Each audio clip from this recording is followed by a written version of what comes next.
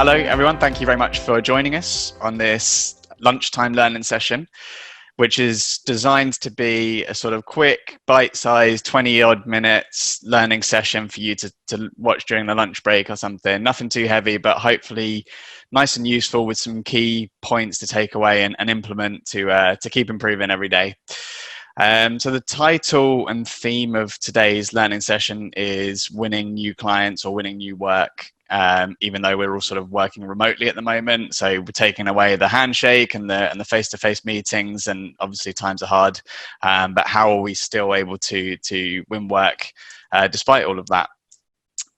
So I'm Antoni Gomez. I'm an accountant myself. I worked for 6 years in Big Four in accounting, and I used Fathom for 3 of those years, which is why I now work at Fathom, and I'm head of implementation at Fathom. And I'm joined by Alex Falcon, who runs Soaring Falcon Accountancy, and is a very forward-thinking and innovative accountant, which is why I couldn't think of anyone better to help us unpick this topic today. So hi, Alex.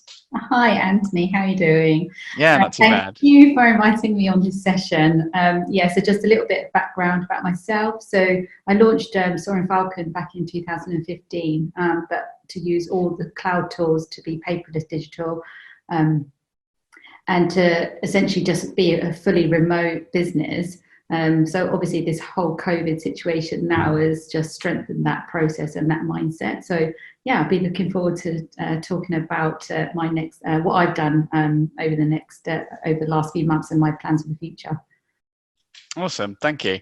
So I know you've got some sort of key sort of points that we're going to hit on almost one by one during the next 20 minutes. But sort of just more generally, how have you sort of found these past few months? Have you been able to sort of keep onboarding new work and new clients? Has it been, because sort of from my conversations with accounting firms, it's been a sort of a tale of two firms a little bit. There's some that have been able to get new work or sort of do more work with existing clients on new areas that they might need, like forecasting. And then there's others that have been potentially struggling a bit more, seeing clients drop away and not able to help them. So how have you found the whole sort of few months?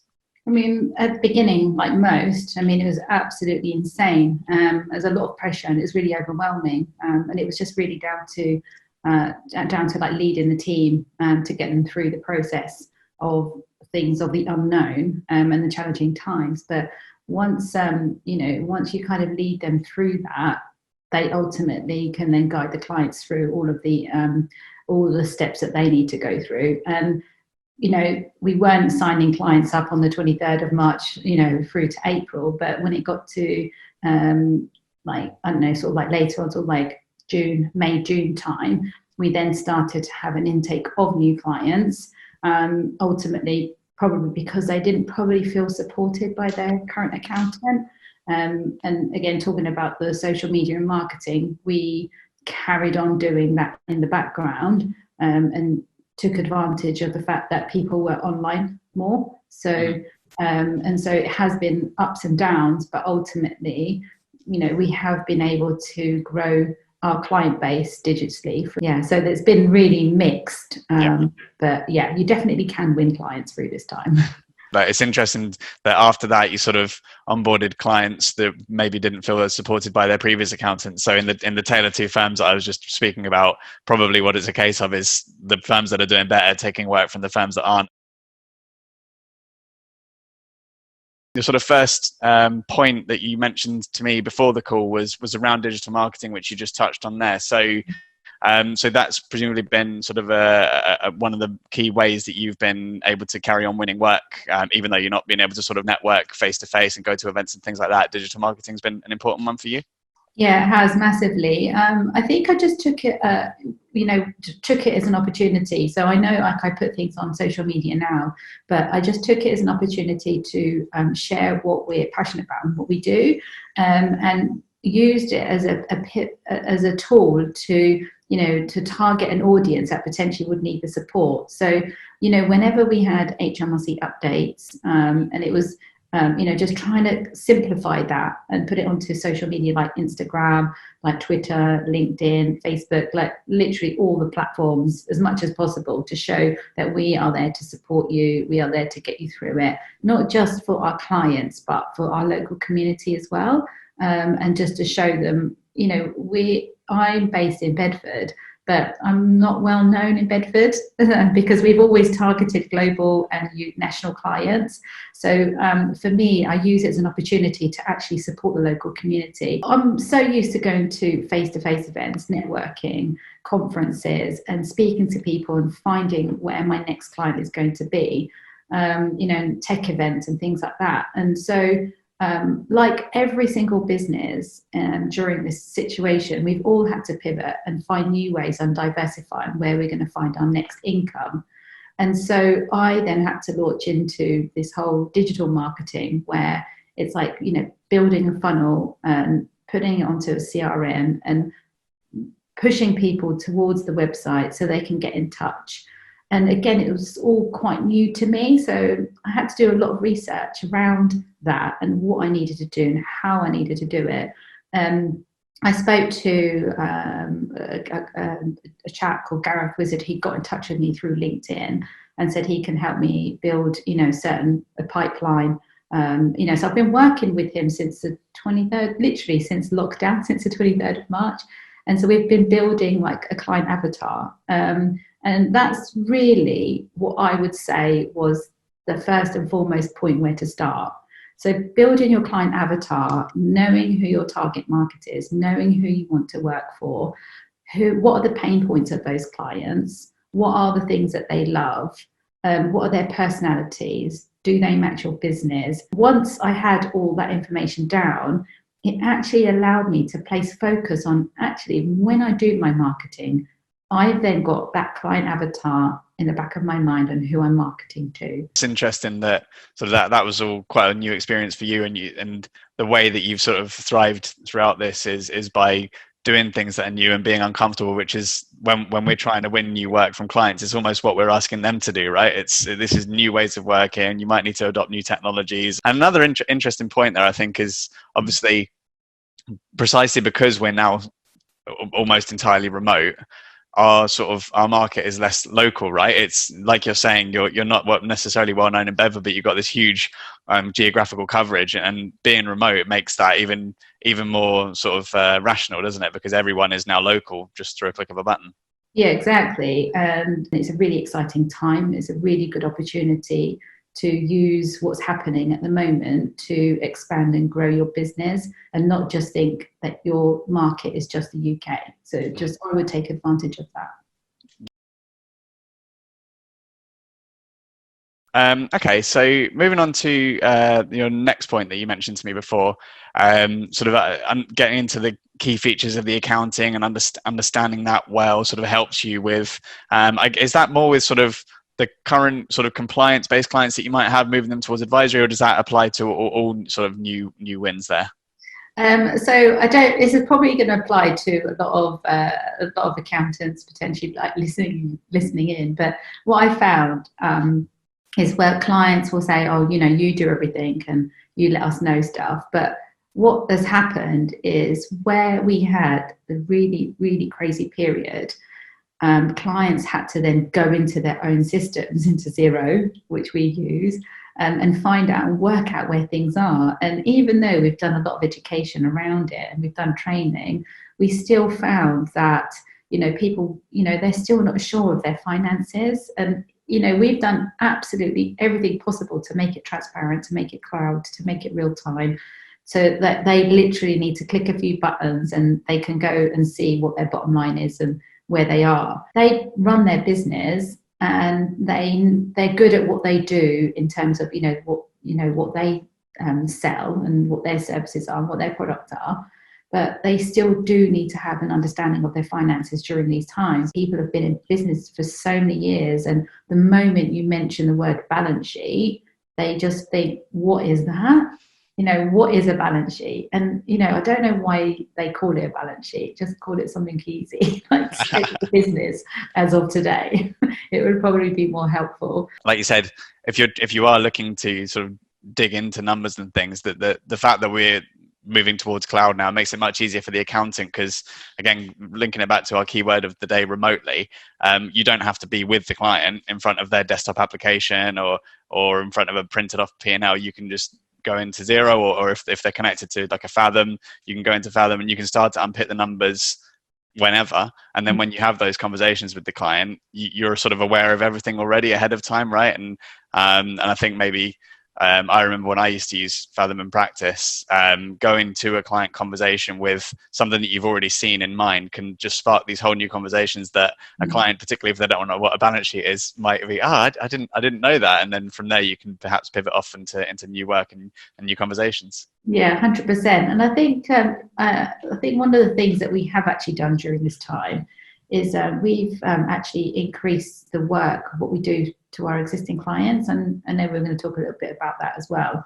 And where they do need to know about their profit and loss, and they look at their accounting and they think, oh my God, they look at it and they see all these all these figures. It's hard for them to digest, and this is where obviously we use Fathom, because they're going to have it in a graph format. And so it's easier for them to understand all their income coming in and their expenses and their cash flows and, their situation. And, they don't like figures all over the place. It's overwhelming and it looks complex. So again, we utilize Fathom, but what we have done in some of the cases is we've run Fathom reports for them so they can have an idea of essentially what they can get from our virtual FD services. Because if they need to keep on top of it now on a more regular basis, they need that extra support to know where they are, but in an easier way. And so we will run them and send them a format in Fathom, and then they can get it, they can have a look at it, and then we'll review it together. And every single client so far said, oh, that's amazing. It's really helpful and it's really useful. When you're talking through the numbers and everything with your clients, are you sort of screen sharing with them, or how does that process look without seeing them face to face? Yeah, so we would do the Zoom, or we'll use Uber Conference, whichever one, or Google Hangouts, or whichever one they prefer to use.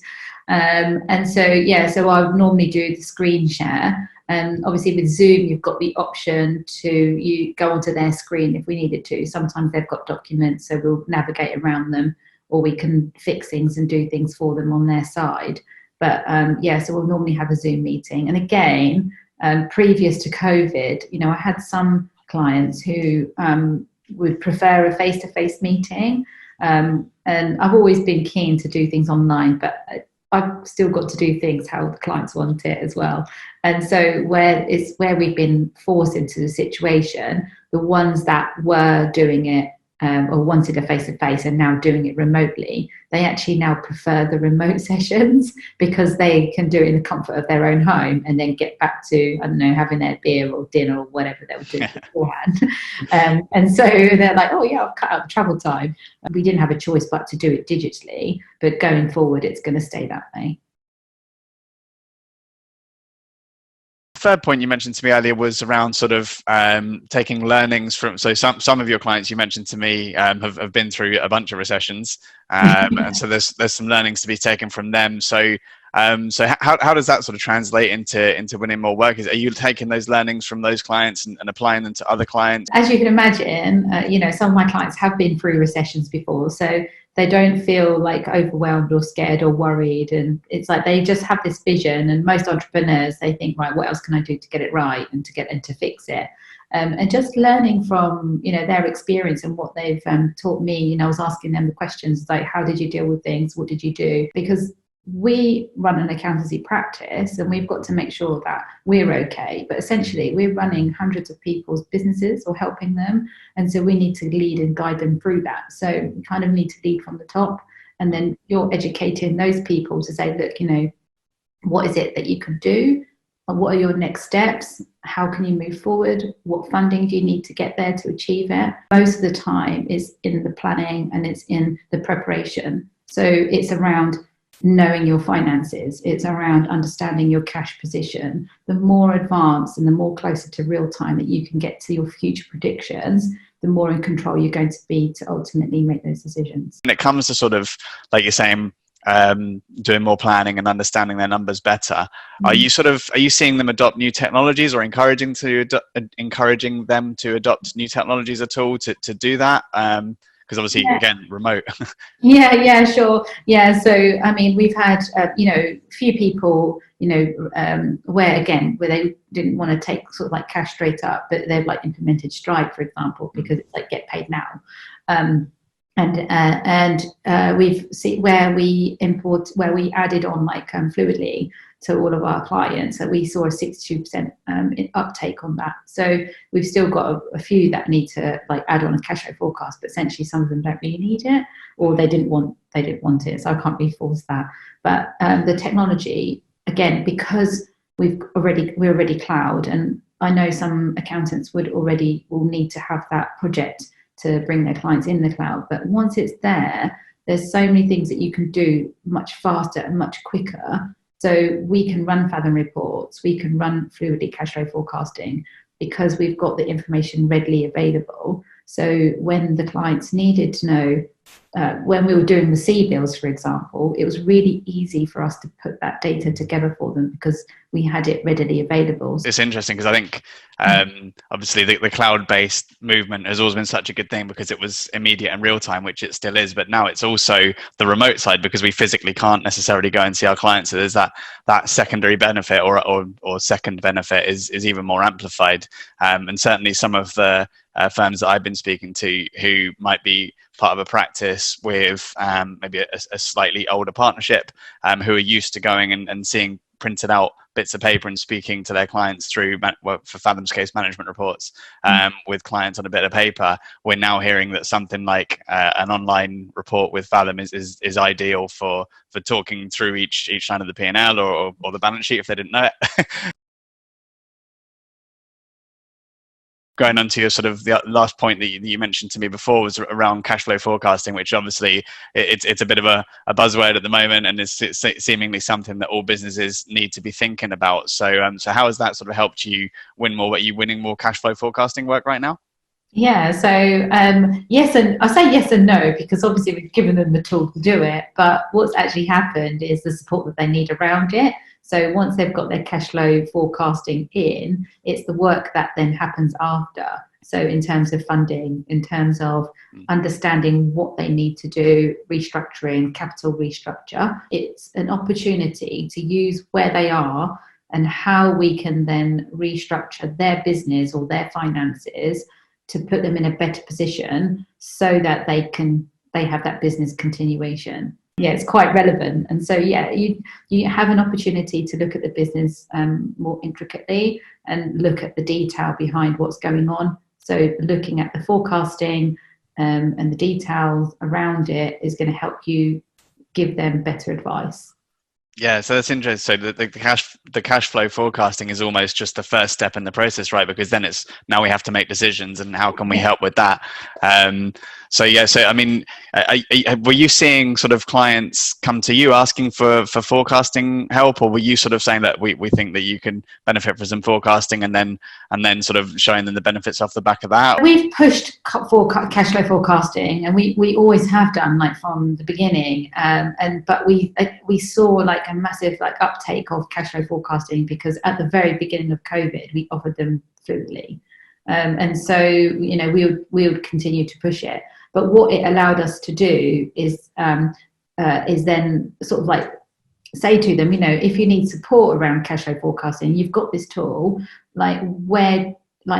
just get in touch with us so we can support you more. And so they then were more interested. When you've put together a forecast with a client, or whether you're doing it without them or with them, are you then sort of walking that through on screen and then saying, okay, we might need funding here or a decision here or move this type of finance here? Yeah, so you can have different scenarios, and so based on whether you can generate income or not generate an income, and you just look to see whether or not they're going to be in the red, or whether or not whether they're going to be like they can have excess funds, because it works both ways. So we just talk them through those pain points and the difficult times where people have had funds in.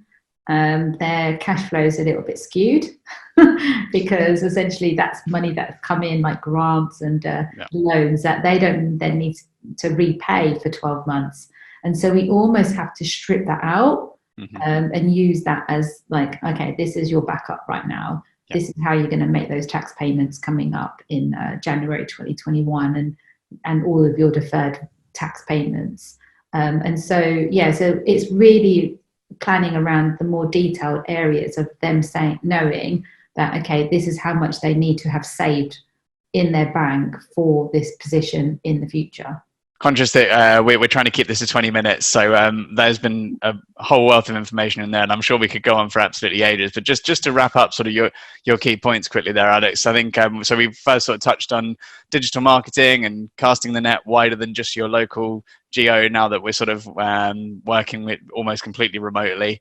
And then we touched on understanding the key accounting and being able to do that sort of with the cloud-based software, now being able to do that wherever we are and speak about that intelligently with the clients and win more work that way. Then sort of using the learnings of other clients who have been through recessions and who know about the process of change and helping them through those changes as well. And part of that change obviously being adopting new technologies because everything is remote and because everything's different, to keep beating that drum. And then finally, it sounds like forecasting, unsurprisingly to anyone, I think, is a very important part of the new way of working. And it's not necessarily for you, it's not necessarily been just winning the work of forecasting, but it's also winning the work and helping clients on the decisions based off the back of that forecasting. So forecasting is almost the first step there. And any other sort of final thoughts from yourself before we wrap this up and say goodbye? I would just say, just to take this as an opportunity and to just try and do as much as possible around learning like new ways forward and how to diversify your business, but also to just consider that you don't have to just look at local reach. You can go globally, and the world is your oyster. What a positive note to finish on. I think we need a bit of positivity right now, when all you hear about is, like you said, this morning we heard about official recession again. So thanks for finishing on a lovely positive note, and thanks so much for your time. We really appreciate it, and thanks to everyone for joining. Hope it's been useful.